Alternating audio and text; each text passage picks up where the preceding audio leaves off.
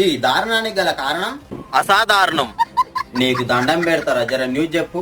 చెప్పండి సార్, మీరు ఇంతకు ఎంతమందిని చంపారు? మీకు నరరూప రాక్షసుడు అని పేరు ఎందుకు వచ్చింది? నేను చంపలే. ఇప్పుడు మనం ఇతని మాటల్లో తెలుసుకున్నట్టయితే ఒక 100 హత్యలు చేశాడని మనం చూసుకోవచ్చు. ఇంతకు మీకు పెళ్ళయిందా?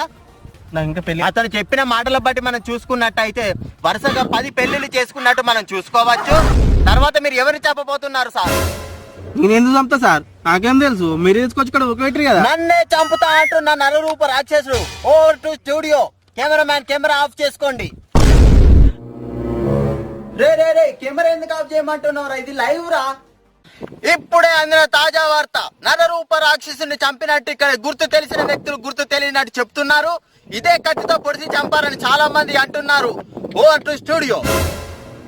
నీ చేతిలో కత్తేంది, నీ చేతిలో రక్తమేంది? ఓ టు స్టూడియో, నాకేం తెలియదు.